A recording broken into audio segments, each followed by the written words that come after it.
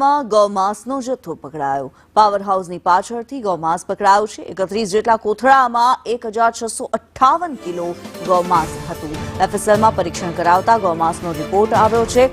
પોલીસે 5 આરોપીની ધરપકડ કરી છે। 2 વોન્ટેડ જાહેર છે, ત્યારે એક બોલેરો સહિત 5 લાખનો મુદ્દામાલ કબજે કરવામાં આવ્યો છે।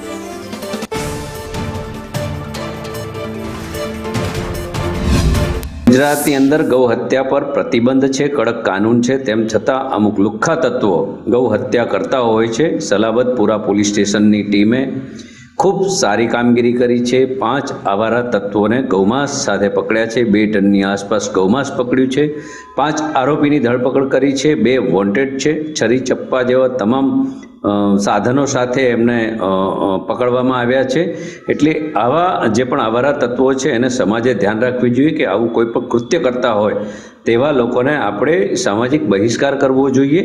આમ પણ હમણાં રમઝાનનો મહિનો આવવાનો છે, તો આપણી આજુબાજુમાં આવું કોઈ પણ કૃત્ય કરતું હોય તો સમાજના લોકોએ, ખાસ કરીને મુસ્લિમ સમુદાયના લોકોએ બહાર આવવું જોઈએ ને આવા તત્વોને બિલકુલ ઉગાડા પાડવા જોઈએ।